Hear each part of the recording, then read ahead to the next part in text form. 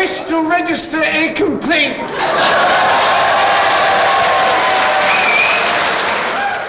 At the end of the second series of Monty Python's Flying Circus, John Cleese expressed a desire to pursue other projects.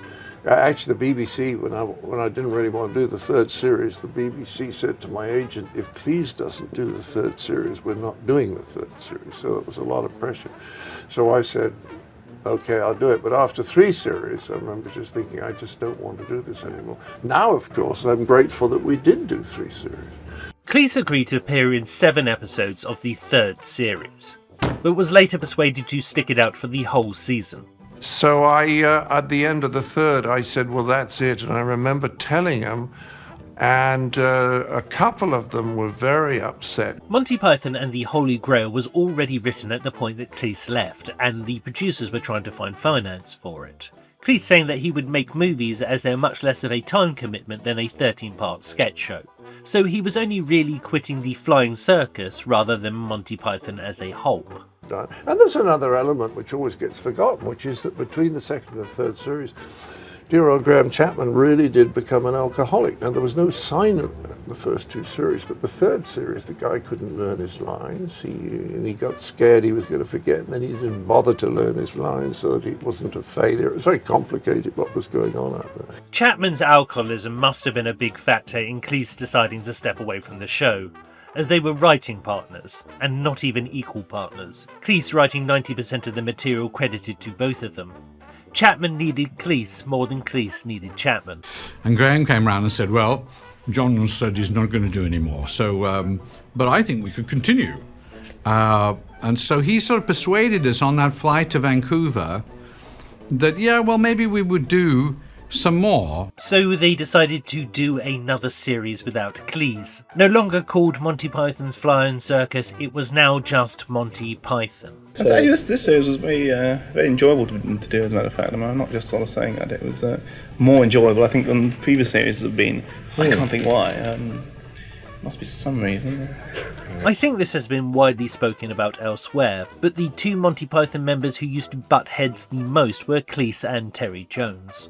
They had 2 very different approaches, but somewhere in the battle of wits they actually made each other better. But with Cleese away, it gave Terry Jones more time in the spotlight. My contribution to it was that I gave him, I think, I don't know if it was paid or not, it didn't matter, but I gave him a fair amount of material. Cleese's name would appear in the credits of half the episodes of the 4th season, as it repurposed a lot of the discarded material from the early drafts of Monty Python and the Holy Grail, which originally ended in a department store. A lot of that material ended up in the Michael Ellis episode, which is by far my favourite of the season. Ah, yes, he likes you. He's taken to you. What do you feed them on? Blancmange. Blancmange? Sorry, I don't know why I said that. 2 other names pop up in the writers' credits too. Neil Innes, who had toured with Python and played supporting roles in Holy Grail, and Hitchhiker's Guide to the Galaxy writer Douglas Adams. If you look at the sketches, for instance, of Mike and Terry within Python, which are always very, very sort of wild sketches, but you always had a sense of actually knowing where you were within them and what the rules of this particular universe were and how they applied. It's only when it's Graham's influence which would tend to make you feel the whole time you actually had no idea what you were next in for, because it could be very dangerous. For a lot of people, and I think I'd include myself in this, John Cleese is the first person you think of when someone says Monty Python. Do you miss John Cleese? I mean, there's been a lot of talk about that, hasn't there? Well, he's very tall. Yes. So you're bound to miss him. Yes. You know, I mean, it's just a sort of physical presence. It's bound to.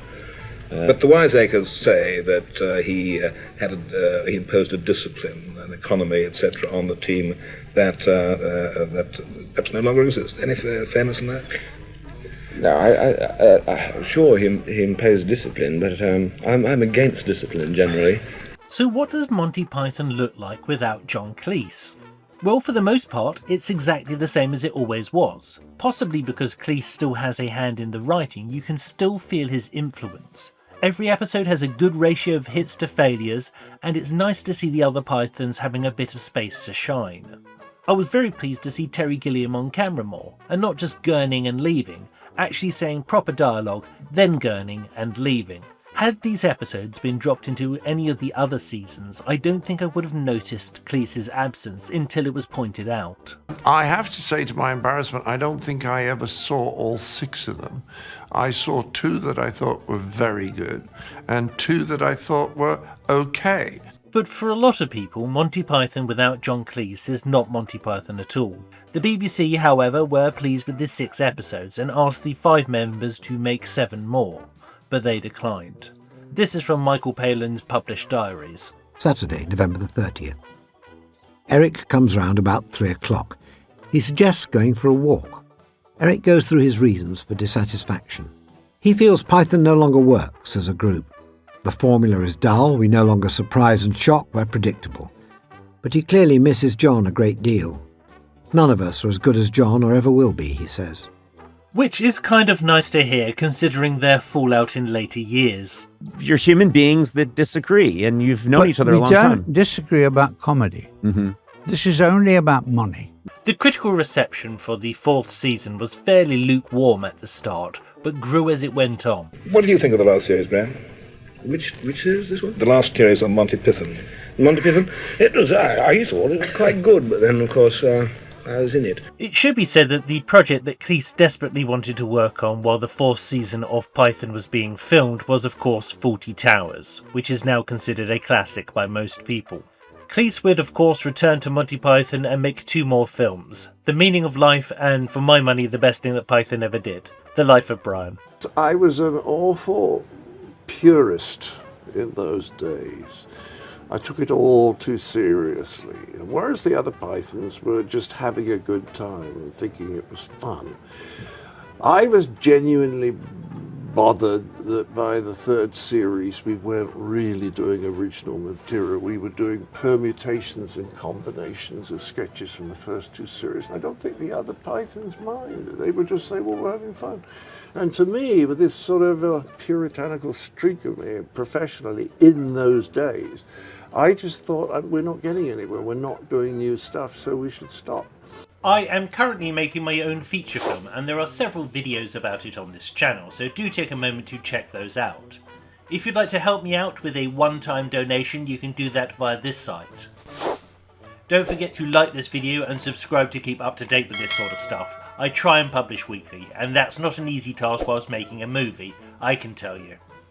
Anyway, that's my problem, because I'm Scott Kingsnorth and I'm making a movie.